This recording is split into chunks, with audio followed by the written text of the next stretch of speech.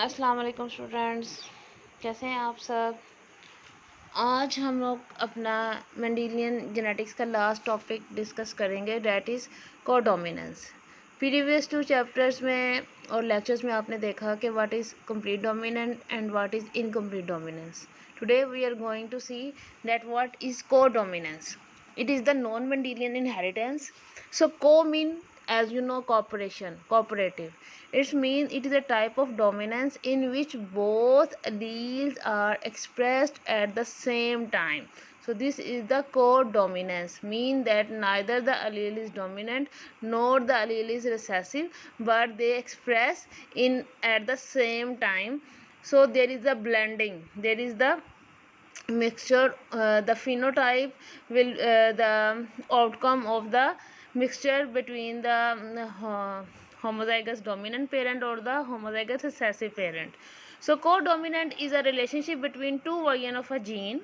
We can say that it is a relationship between the two version of genes. What does mean the two version of gene? Mean that the individual receive one version of a gene from one parent and the second gene version from the other parent. So allele, a gene always exists in the pair of alleles. So the one allele come from one parent and the other allele come from the other parent. So this is known as the codominance. The dominant allele usually will be expressed while the effect of the other allele called the recessive is marked. However, in codominance, neither allele is recessive and the phenotype of both alleles are expressed. तो इसमें क्या होता है कि कोई भी अलील जो है वो रिसेसिव जो है वो भी अपना शो अफेक्ट जो है वो उसी टाइम शो करवाती है जिस टाइम डोमिनेंट अलील जो है वो अपने आप को जो है वो शो करवाती है किसके अंदर, F1 जनरेशन में. तो दिस इज़ द कोडोमिनेंस, यानी कि expression of both alleles at the same time is known as the codominance. So codominance means that neither allele can mask the expression of the other allele, यानी कि एक allele जो है वो दूसरी allele के जो अफेक्ट को या एक्सप्रेशन को सप्रेस नहीं कर सकती. इसकी जो बेस्ट एग्जांपल है that is the ABO blood group. For example in ABO blood group there are the allele A and the allele B are both expressed, then the person is going to have a blood type that is AB. तो मतलब ए भी expression में आया है और B भी expression में आया है. और अगर for example this individual will inherit one A from the one parent and B from the other parent, then the phenotype is going to be A B blood type. तो expression क्या होगा, for example अगर ए group dominant है तो वो अगर F1 generation A में तो इसका मतलब है ए अलील एक्सप्रेशन में आई. अगर बी ब्लड ग्रुप आता तो इसका मतलब है बी जो है वो एक्सप्रेशन में आई. लेकिन here we can see that both alleles come into expression at the same time and the individual is going to have a A B blood type group. This is known as the codominance. Another example of codominance is MN blood group system. What is MN blood group system? MN actually a blood group that is governed by the two alleles M and N. Individuals who are homozygous for the M allele have a surface molecule called M antigen. यानी कि क्या होता है, जिसके अंदर M allele होगी उसके red blood cell के ऊपर एक एंटीजन होगी जिसको हम क्या कहते हैं, M. इसी तरह से वो ऑर्गेनिज्म जिसका जो होमोजाइगस है फॉर द एन अलील तो उसके ऊपर एन एंटीजन होगी. अब जो हेट्रोजाइगस होगा उसमें क्या होगा, बोथ एम और एन जो है वो दोनों होंगी. तो this is the example of codominance in case of M N blood group. तो M and N both are the antigens.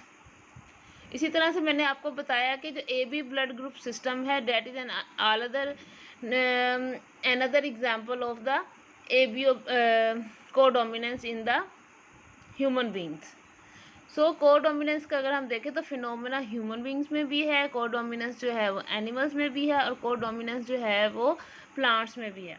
For example animals की अगर हम बात करें तो एनिमल्स में क्या है कि अगर हमारे पास एक जो है वो ब्लैक फैदर है हैन और दूसरी जो वो वाइट फैदर हैन है, तो जो हमारे पास F1 आएगा वो क्या होगा, उसके ऊपर जो है वो डॉट्स होंगे वाइट एंड ब्लैक, ठीक है। तो अगर वाइट उसकी जो स्किन कलर है तो उसके ऊपर उसके फेदर के ऊपर डॉट्स होंगे ब्लैक कलर के। तो this mean that the both allies expressed in the same time. So this is the expression of codominance in the hen.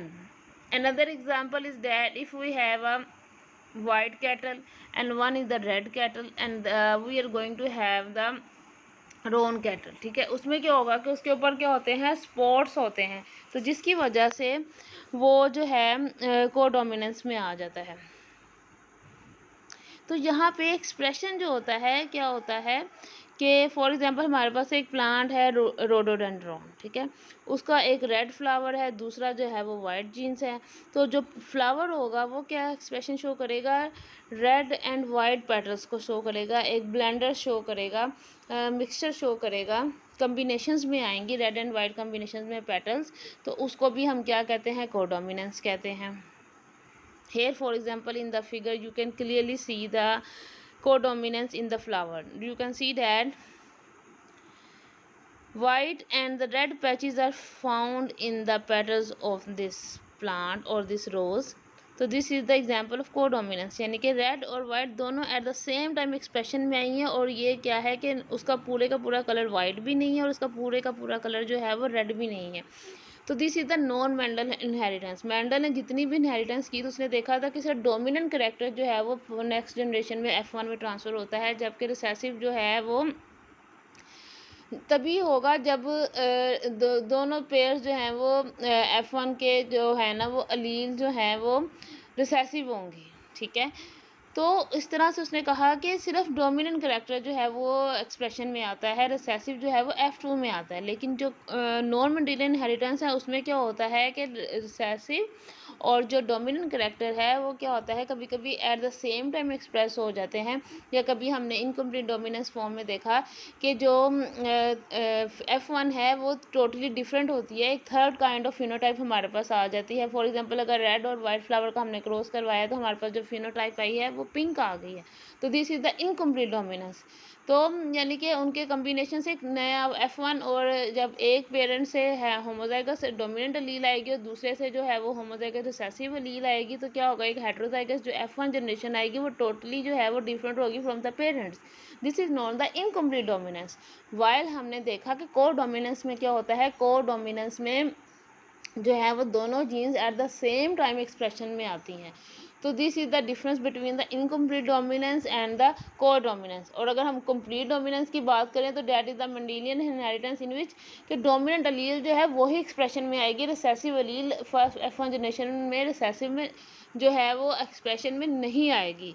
So this is the को dominance, incomplete dominance and the complete dominance.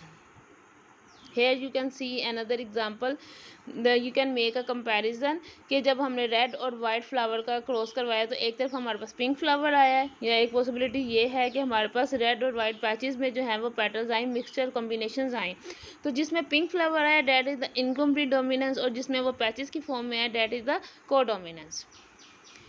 अगर हम petunia की बात करें तो petunia जो है हमें बहुत अच्छी जो है वो एक्सप्रेशन देता है इनकम्प्लीट डोमिनेंस का, को डोमिनेंस का। तो रेड एंड वाइट के क्रॉस से हमारे पास जब पिंक वैरायटी आती है तो that is the incomplete dominance. तो इसी तरह से रेड एंड वाइट के क्रॉस के ऊपर जब हमारे पास पैटर्न में रेड और वाइट दोनों ब्लेंडिंग की फॉर्म में आता है तो उसको हम क्या कहते हैं, को डोमिनेंस कहते हैं। तो codominance occur when both allele express independently in the heterozygote, ठीक है। यानी कि A1 A2 क्या है, हेटेरोजाइगस है। A1 एक पेरेंट से आई है, A2 जो है वो दोनों पेरेंट दूसरे पेरेंट से आई है। तो इंडिपेंडेंटली एक्सप्रेशन में जब दोनों अलील्स आती हैं और वो रिस्पेक्टिव अपना X और Y प्रोडक्ट्स बनाती हैं, तो जो कोडोमिनेंट हेटेरोजाइगस है would have both substances eight the same time, यानी कि उसमें दोनों कैरेक्टरिस्टिक्स पेरेंट्स के मतलब फादर और मदर के एट द सेम टाइम होगी। इसको हम क्या कहते हैं, कोडोमिनेंस, यानी कि दोनों जीन्स का एक्सप्रेशन में आना एट द सेम टाइम और दे बिहेव इंडिपेंडेंटली। तो इसको हम क्या कहते हैं, कोडोमिनेंस कहते हैं। फॉर एग्जांपल हमारे पास एक फ़िश जो है वो रेड है और एक फ़िश जो है वो हमारे पास क्या है, ब्लू है।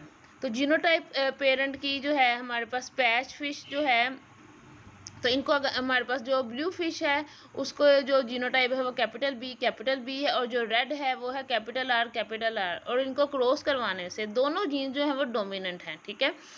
तो इनको क्रॉस करवाने से हमारे पास बी और आर आएगा जो कि पैच वर्क फिश आएगी, ठीक है। तो this is the codominance in the fish. तो फॉर एग्जांपल मैंने आपको पहले एग्जांपल दी कैटल्स में कि अगर हमारे पास एक वाइट कैटल है with the genotype capital R and W, उनकी क्या है, अलील हैं, ठीक है। और जो रेड है वो है कैपिटल आर और स्मॉल उनकी क्या है, लील है फॉर द रेड। तो इनका जब आपस में क्रॉस करवाया तो हमारे पास एक न्यू वैरायटी आई डेट इज़ रोन। तो कैपिटल आर स्मॉल और डब्ल्यू, ठीक है। तो रोन जो है वो क्या आया, मिक्सचर है किसका, वाइट एंड रेड काओ का। तो उसके ऊपर आप देखेंगे कि वाइट काओ है और उसके ऊपर पैचेस जो है वो रेड है। तो that is the example of codominance in animal.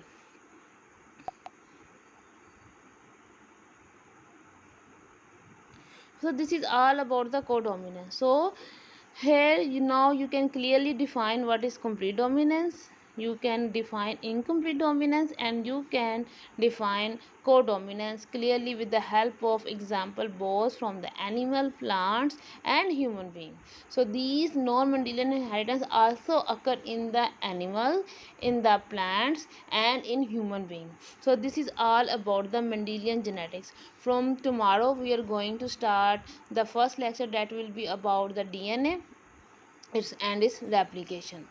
So this is all about the Mendelian and the non-Mendelian genetics. I hope all of you have understand it very clearly, and you can make the clear differences, and you are able to define different terminologies that are used by the Mendel to explain its different law. For example, you can explain what are the dominant allele, what are the recessive allele, what are the homozygous, what are the heterozygous, what is the gene, what is allele. So this is all the terminology that are used in the genetics, and these are the basic of the genetics. So one must know the definition of these terminologies to get the knowledge of the genetics.